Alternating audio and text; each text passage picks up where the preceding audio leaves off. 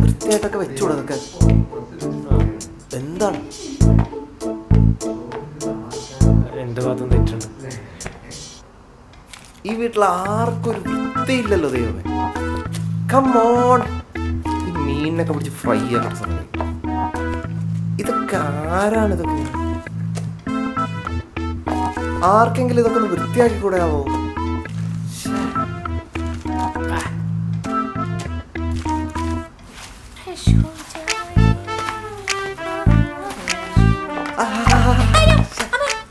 അതുവഴി നടക്കല്ലേ, അത് ഉണങ്ങണ്ടേ? അവിടെ കാൽപ്പാടൊക്കെ വീഴില്ലേ? നിനക്കെന്താ പറ്റിയേ? എനിക്ക് കുഞ്ഞുനാൾ തൊട്ടുള്ളൊരു ആഗ്രഹമാണ് വീടൊക്കെ ക്ലീൻ ചെയ്യണം എന്നുള്ളത്. പിന്നെ നിങ്ങളാരും അനുവദിക്കാറില്ലല്ലോ. പ്രീതി ചേച്ചി വരണ്ട? ഏയ്, രാവിലെ തൊട്ടൊരു കാക്ക പുറത്തിടുന്ന കാർന്നു വിരുന്നുകാരും എല്ലാവരും വന്നാലോ എന്ന് വെച്ചു. ആരാണാവോ ഈ സമയത്ത്? അത് ഡോർ തുറന്നൊക്കെയല്ലേ കാണാൻ പറ്റുള്ളൂ. ആ, ഇതൊന്ന് അവിടെ മാറ്റിക്കോട്ടോ, ഞാൻ നോക്കിട്ട് വരാം. ആരാണാവോ?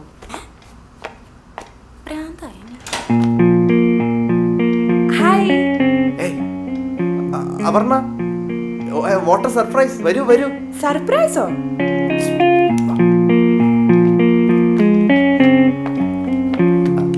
ഗൈസ്, ഇത് ആരാ വന്നേ നോക്കിയേ. ഹായ് അപർണ. ഹായ് മീനാക്ഷി. അപർണ പെട്ടെന്ന് തീരുമാനിച്ചാണത്രേ ഇങ്ങോട്ട് വരാൻ? പെട്ടെന്നൊന്നുമല്ല, ഇവിടെ ഒരാള് രാവിലെ തുടങ്ങിയതാ വീട് ക്ലീൻ ചെയ്യാൻ. ഓ, അത് ശരി. അപർണ ഫുഡ് കഴിച്ചോ? എന്തൊരു പക്വതയല്ലേ. ആ, കഴിച്ചു. നിങ്ങളൊക്കെ? ആ, ഇവിടെ പല്ലൊന്നും തേച്ചില്ലേ, എല്ലാവരും കൃത്യസമയത്ത് ഫുഡൊക്കെ കഴിക്കും. അവി പല്ല് തേച്ചില്ലല്ലേ? പോണാണെന്ന് ഞാൻ തേച്ചാണ്. സത്യം പറഞ്ഞ നിങ്ങളെ ലൈഫൊക്കെ കാണുമ്പോ കൊതിയാവുന്നുണ്ട്. You guys are really lucky. We all no lucky, only she lucky. നന്നായിണ്ട്. ഇനി ഡോണ്ട് റിപ്പീറ്റ്. നിങ്ങളെ പോലെയുള്ള കുറച്ച് ഫ്രണ്ട്സിനെ കിട്ടിയതിൽ ഞാൻ ഭയങ്കര ഹാപ്പിയാണ്. ഞങ്ങളും അല്ല മീനും. അതെ അതെ. ഇവൻ എന്താണ് ഇങ്ങനെ ഒന്നും വിട്ടാണ്ട് എയർ പിടിച്ചിരിക്കുന്നത്? ഞാൻ പൊതുവെ അങ്ങനെ സംസാരിക്കാറില്ലല്ലോ, എഴുത്തും ചിന്തകളൊക്കെ ആയിട്ടെ. ഇതൊക്കെ എല്ലാരും കേൾക്കുന്നുണ്ടല്ലോ അല്ലേ? കേക്കുണ്ട്. അപർണ വന്നതിന്റെ ചെലവായിട്ട് ഇന്ന് രാത്രി എല്ലാവർക്കും ഫുഡ് എൻ്റെ വക അല്ലേ? ആ, അപ്പഴേക്ക് ചായ എടുക്കട്ടെ? വാ, നമുക്കെടുക്കാലോ. എന്നാ വാ.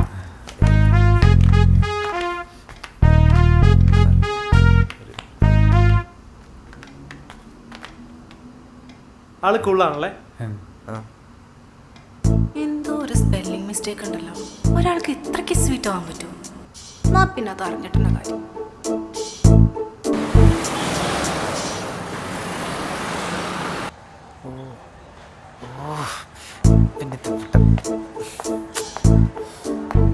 എന്താ തിരിച്ചിട്ട് വരാൻ പറഞ്ഞേ?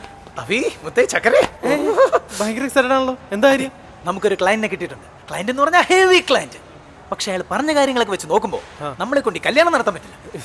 അതിന്റെ വിഷമത്തിൽ വട്ടായതാണ്. ശരി, അങ്ങനെയല്ല, നമ്മളെ കൊണ്ട് ഒറ്റയ്ക്ക് നടത്താൻ പറ്റില്ലെന്നേ ഉള്ളൂ. പക്ഷെ ഒരു സ്ട്രോങ് ടീമിന്റെ സപ്പോർട്ട് ഉണ്ടെങ്കിൽ വേറെ ഒരു കമ്പനിയായിട്ടുള്ള കൊളാബറേഷൻ ആണ് ഉദ്ദേശിച്ചത്. സ്മാർട്ട് ബോയ് നന്നായിരിക്കും. എന്നിട്ടാണ് ആ കമ്പനി അങ്ങനെ തന്നെ പ്രോജക്റ്റ് വിഴുങ്ങാൻ.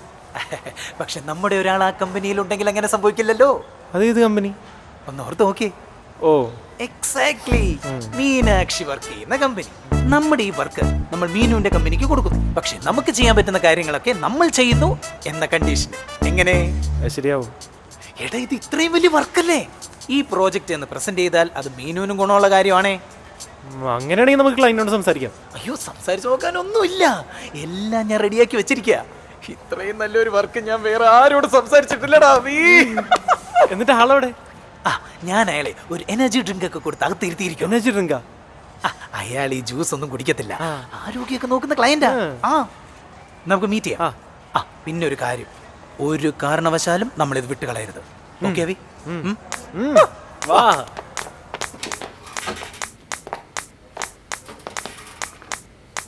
സർ,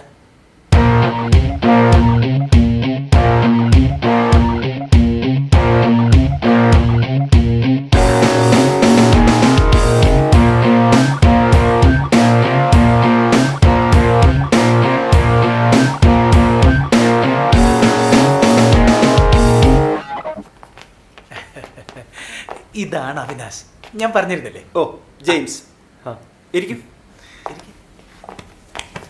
മിസ്റ്റർ വിനോദ് പറഞ്ഞ് കാര്യങ്ങളൊക്കെ അറിഞ്ഞു കാണൂലേ? യാ എൻ്റെ ബ്രദറിൻ്റെ മാരേജാണ്. കാശ് എനിക്കൊരു വിഷയമല്ല. നിങ്ങളുടെ ഐഡിയ നല്ലതാണെങ്കിൽ കാശ് ഞാൻ എത്ര വേണമെങ്കിലും മുടക്കാം. But one condition, function A class ആയിരിക്കണം. ആ തീർച്ചയായിട്ടും. മനസ്സിലായില്ലേ? എന്തൊക്കെയാണ് സാറിൻ്റെ റിക്വയർമെൻറ്റ്സ്? ഒന്നാമതായിട്ട് ഈ കല്യാണം നടക്കുന്ന കരയിലല്ല, കടലിലാണ്. കല്യാണം കൂടാൻ വരുന്നവർക്കൊക്കെ നമുക്ക് പ്രൈവറ്റ് ബോട്ടിലിരുന്ന് അവർക്ക് കല്യാണം കാണാനുള്ള സൗകര്യം ചെയ്തു കൊടുക്കണം. ഓ പിന്നെ ഈ ബോട്ട് കിടക്കുന്ന ഏരിയ നമ്മൾ ഫുള്ള് അലങ്കരിക്കണം. ആ എങ്ങനെ വേണമെന്നുള്ള ഐഡിയ നിങ്ങൾക്ക് ഡിസൈഡ് ചെയ്യാം. തീർച്ചയായിട്ടും sir, this actually very interesting. ഇല്ല, കഴിഞ്ഞിട്ടില്ല, വരുന്നേ ഉള്ളൂ. ചെയ്യാൻ പറ്റില്ല എന്നുണ്ടെങ്കിൽ നിങ്ങൾ ഇപ്പം തന്നെ പറയണം please. No, will do it.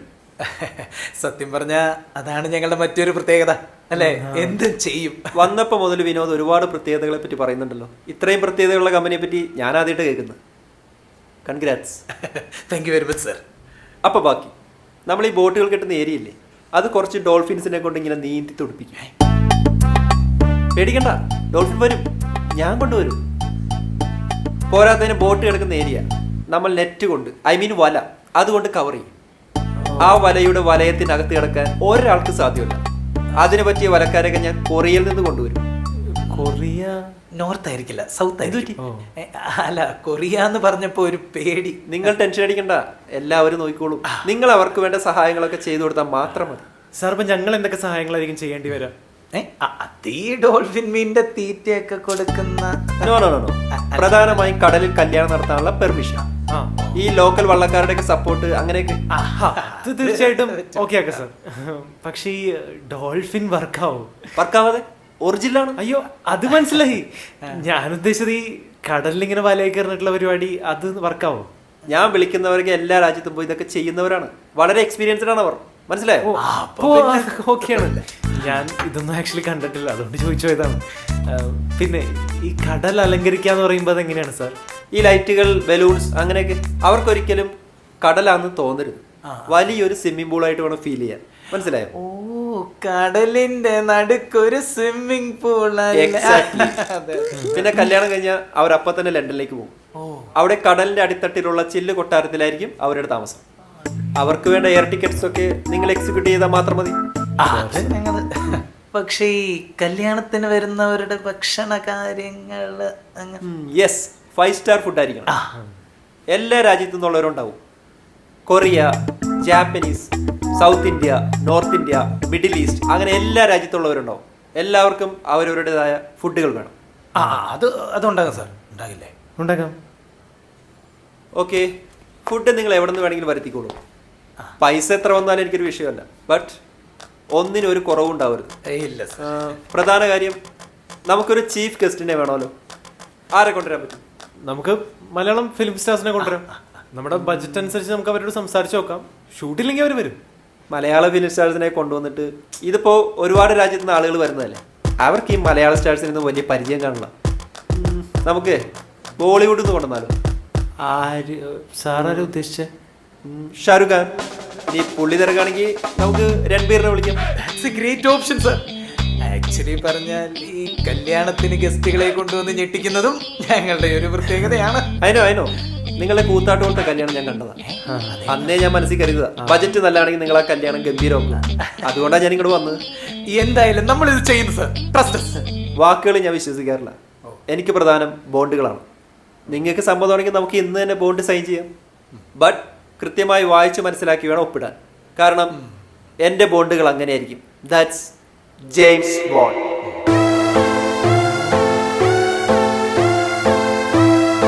Okay.